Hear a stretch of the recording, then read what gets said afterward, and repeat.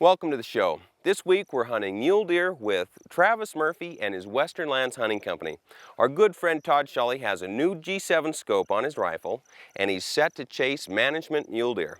Now we're looking for good 5-6-year-old bucks with a nice set of horns, but not quite the genetics of the big trophies on the Ensign Ranch.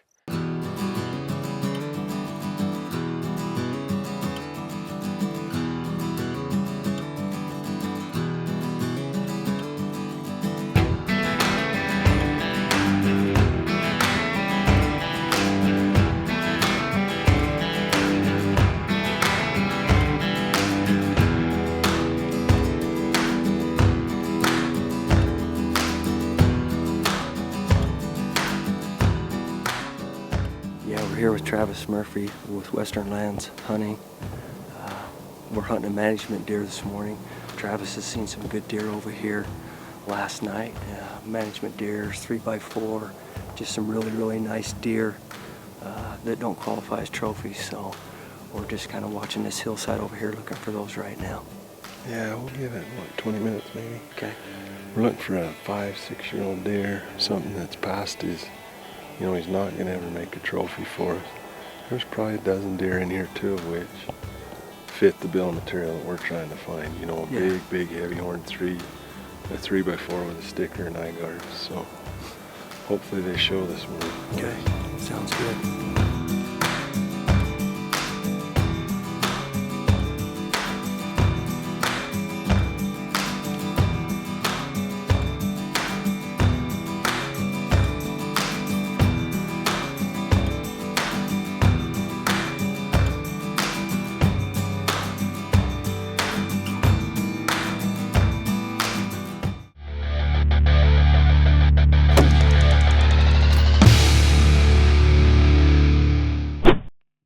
Hey, I'm Mike Davidson with Gunwerks. On this week's shooting tip, we're going to go over one of the critical components that we use when we manufacture our custom line of ammunition. Now, you're going to see in this episode that you're watching that we go to one extreme to another in our hunting conditions. When we start, we're in t-shirts. When we finish up, we're in 1.5 feet of snow. So big difference in temperature there. Now, it's really important to use a powder that's not going to vary your velocity or your pressure at those differences in temperature. Now, Hodgson makes a line of powders that we're really happy with. We use it a lot at Gunwerks. It's called their Extreme line of powders. If you're wondering if the powder you have is an extreme powder, you can look right on the bottle. It'll say extreme. When they mean extreme, they mean it's a powder that's not going to vary in hot conditions versus cold conditions. We're going to show you how important that is today. What I've got is ammunition that's loaded with the Hodgson Extreme line of powders versus ammunition that's not. Now, there's some other companies that are making powders that are temperature stable. Find them, they work good. We like the Hodgson powder, it works really well. So out here in the sun, I've got 5 cartridges loaded with Hodgson powder, 5 without. The other extreme, I've got some here in the cooler sitting on ice. Looks like we're right at 35 degrees in here in the cooler. 5 cartridges with unstable powder, 5 cartridges with stable powder. So out here, let's see what these are in the sun. We're sitting right at 115 degrees. So 35, 115, we've got a 80 degree difference in temperature. So we'll make a note of that. What we're gonna do is shoot these over a chronograph and we're gonna take some averages. It's gonna be hot versus cold, temperature stable versus unstable. And when we're done, we'll show you just how big of a difference that's gonna make out of those longer shots, okay?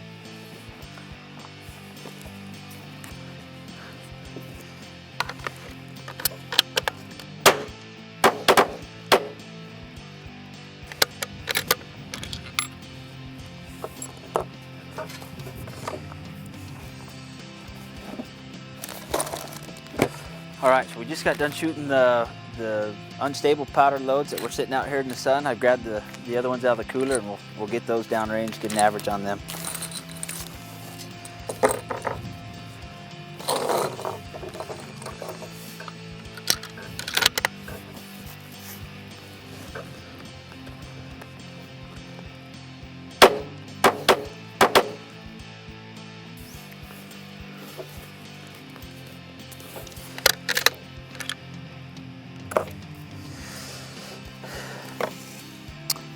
Well, I've got those unstable powder loads through here, the hot and the cold. We're going to give this gun just a minute to cool down. We'll grab the other ones and get through those.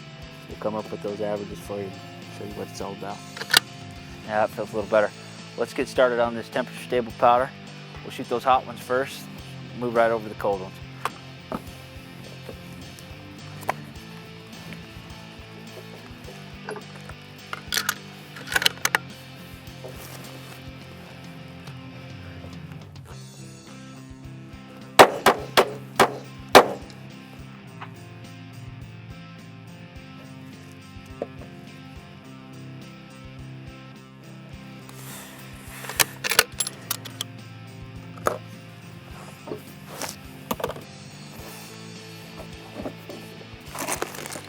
Moment of truth. Here's the cold ones with the stable powder.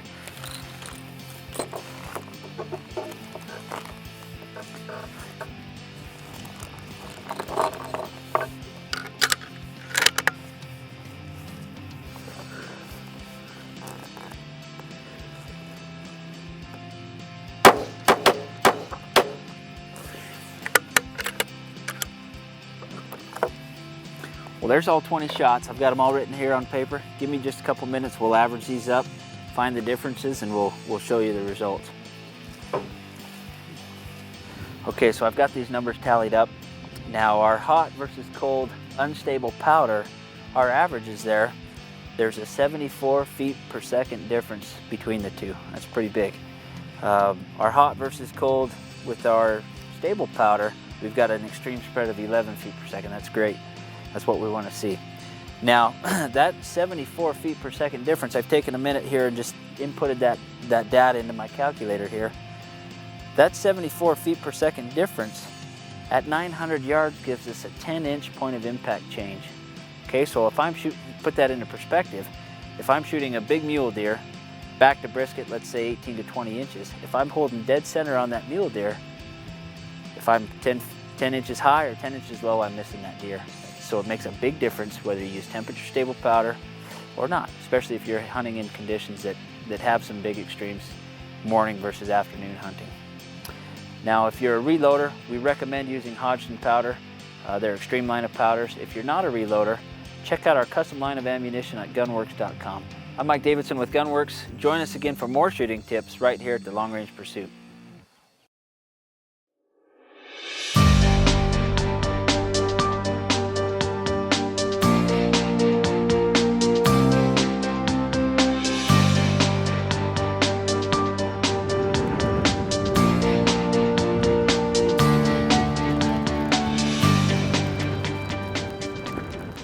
My name's Todd Sholly. I'm here with a good friend of mine, Tyler Schofield, probably the best mule deer guide I know. We're on Western lands hunting here in northern Utah. We was here about a week ago.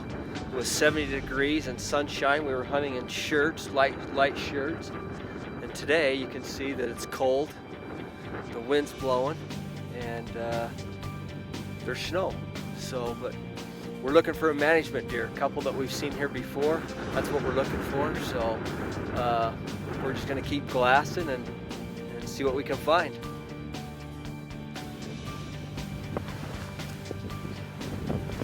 Looking right at us.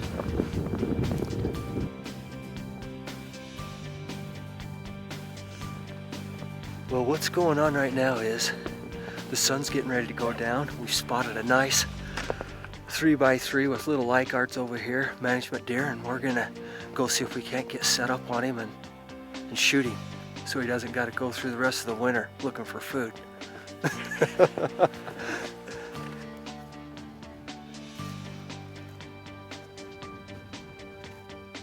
See him.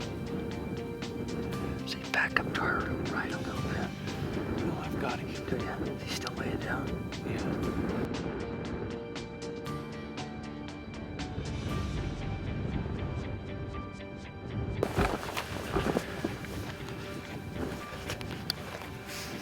He's up, Todd. He's up. I'm gonna take my time, not get too excited, all right? Okay. We gotta get a range on him.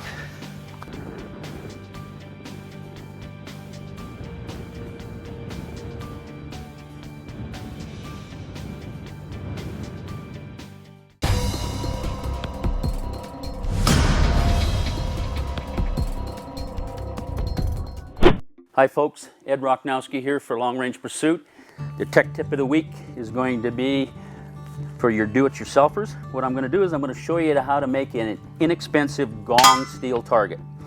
What I've got here is the main ingredient is I salvaged an old disc blade off of a farm implement. It's made of very good high quality steel, has a really neat ring to it. So this is our main deal, but you can find something in the scrapyard or something you might have laying around. Next thing I have is I have just a piece of mild steel here. It's roughly 4x4.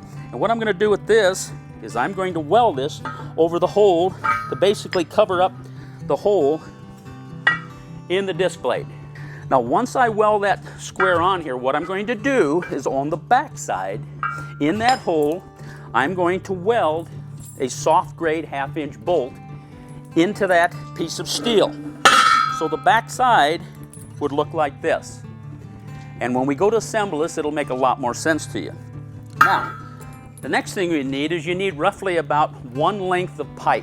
And this is 1.25 inch, schedule 40, but it's reject pipe.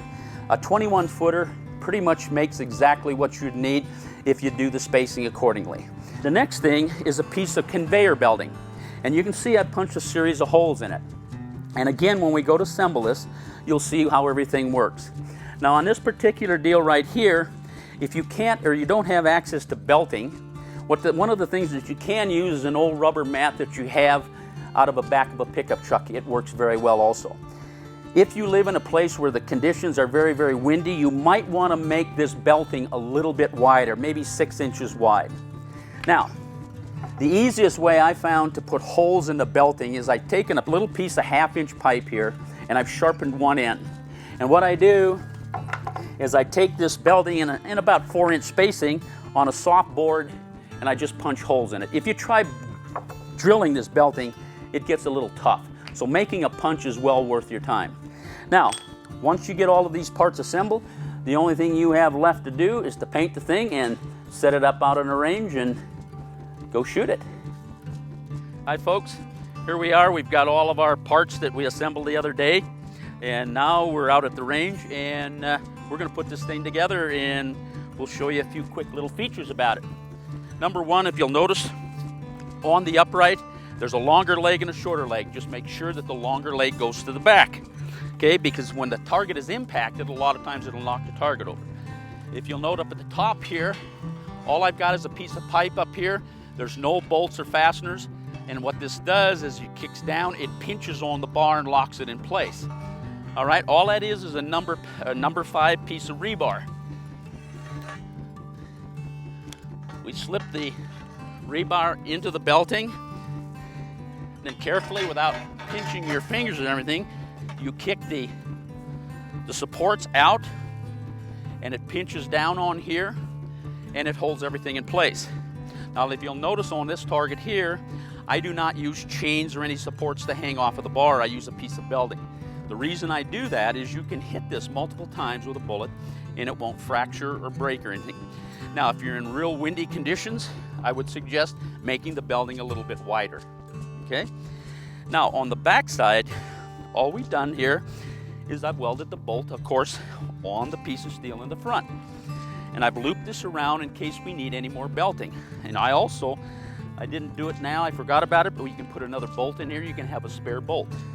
Now remember, this is nothing more than a disc blade off a piece of farm equipment. It costs very, very little money. You might have to pay scrap prices or you might have one laying around some neighbor's farm or whatever you can pick up. These are made out of a high-grade manganese steel. They have a really distinct ring to them. This is a very budget-orientated type project here, so we don't have very much money in it at all. We got reject steel pipe, an old piece of rebar, piece of belting. It doesn't get any cheaper than that. Well, let's get to ringing this thing.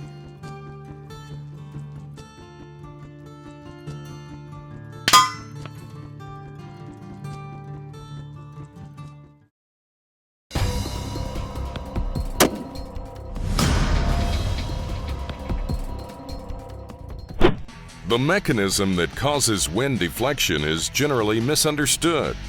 Wind deflection is not caused by the wind blowing on the side of the bullet.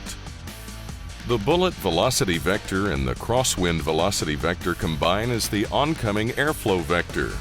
Because of the nature of spin-stabilized projectiles, the bullet aligns itself like a weather vane in the direction of the resulting oncoming airflow. The aerodynamic drag force acts along the same line and can be broken down into a vector component along the line of sight and perpendicular to the line of sight. It is this component of the aerodynamic drag that accelerates the bullet away from the line of sight.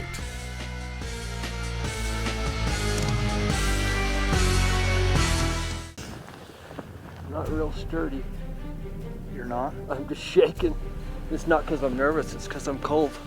Jump up, do some jumping jacks. Okay, warm it up. Warm her up.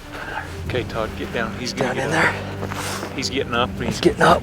Yep, he's cornering land. Okay. Let me check your yardage one more time. Okay, yeah, tell me the yardage because I haven't dialed anything yet. 897 is what I'm getting. Okay, 897, Tyler. 87. He's cornering land. Okay. Doesn't look like there's much wind. Maybe just a hair out of the left. Okay. He's a little bit downhill, so I'm gonna shoot just over 875. Right there.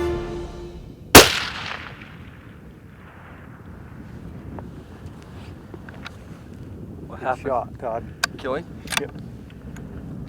Where'd it hit him? Back there ways? Right at the back of the rib. Last rib. Quartered through him. Dead. Dead. Okay. All right, man. Okay. Well, that's that, boys. Good shooting. Yeah, it's a good shot.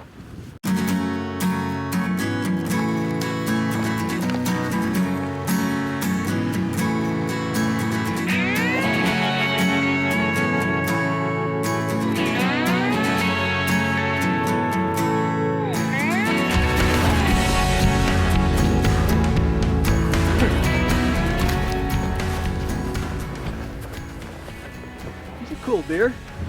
Yeah. There he is. Management deer. Good shoot.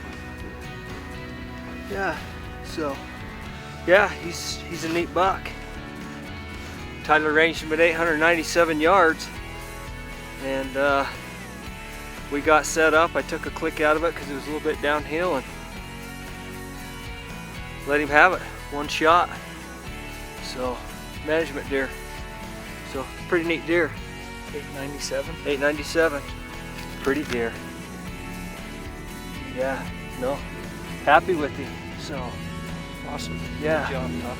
Thanks, Tyler. Appreciate it, bud. We finished the show with two really great shooters, Tyler Schofield, Todd Sholly. Both spent a lot of time behind long-range guns.